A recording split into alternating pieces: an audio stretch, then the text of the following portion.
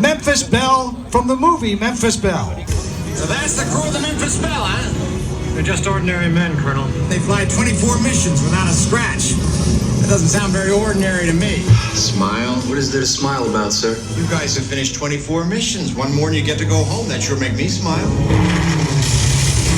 Matthew Modine and Eric Stoltz. I know you want to drop the bombs and get the hell out of here. And it's 5 o'clock. We asked these boys to become men. If we don't do it, somebody's going to have to come back here again and do it for us. We asked these men to become heroes. But whatever the danger, whatever the odds, It's our job, ours, nobody else's. Lobby doors open. we asked them to come home again. Memphis Belle, an extraordinary adventure. And the real history of the Memphis Belle we'll tell you too as we watch this very rare, one of less than a dozen B-17 Flying Fortresses still in the air today. This B-17F, used during the Second World War, that inspired the making of 2 motion pictures. 1944 documentary film Memphis Belle, A Story of Flying Fortress, and the 1990 Hollywood feature film, you just heard the promo for Memphis Belle. The aircraft, one of the United States Army Air Force's B-17 heavy bombers, and the first to complete 25 combat missions. The aircraft and crew then returned to the United States to sell war bonds. In 2005, restoration began of the aircraft at the National Museum of the United States Air Force, Wright-Patterson Air Force Base in Dayton, Ohio, where from May of this year, it finally went on display, the original. The aircraft named for pilot Robert Morgan's sweetheart, Margaret Polk, a resident of Memphis, Tennessee.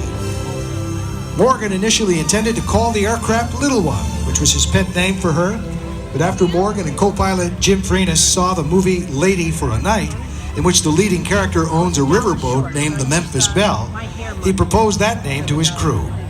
Morgan then contacted George Petty at the offices of Esquire magazine and asked him for a pin-up drawing to go with the name, which Petty supplied for the magazine's April 1941 issue. The 91st group artist, Corporal Tony Starzer, copied the pretty girl as art on both sides of the forward fuselage, depicting her suit in blue on the aircraft's port side and in red on the starboard. This nose art later included 25 bomb shapes, 1 for each mission credit, and 8 swastika designs, 1 for each German aircraft claimed shot down by the crew. Ladies and gentlemen, the movie Memphis Belle, B-17.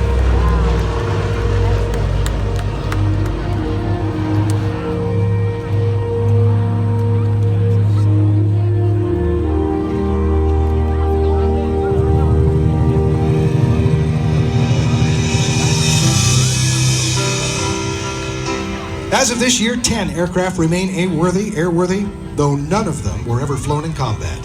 Dozens more are in storage or on static display. The oldest of these is a D-series flown in combat in the Pacific and the Caribbean.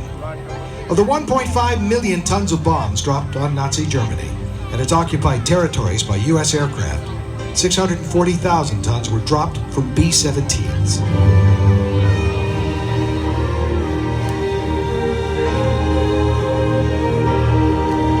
The National Warplane Museum in Geneseo, New York, has achieved a major coup in gaining the lease of this Boeing B-17G. David Telchetz originally owned the movie Memphis Belle. Due to her starring role in the 1989-90 film Memphis Belle, the aircraft was a frequent participant in famed Geneseo air shows, billed the greatest show on turf with its grass runways.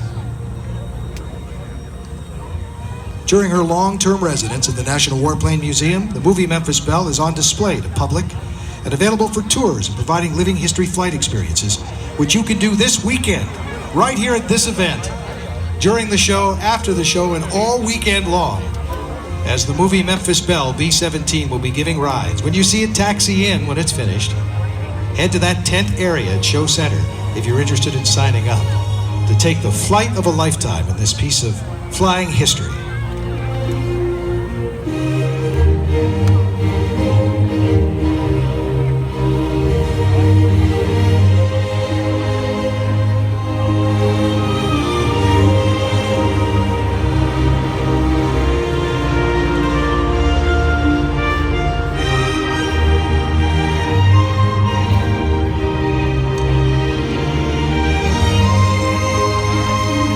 Wadsworth flying the airplane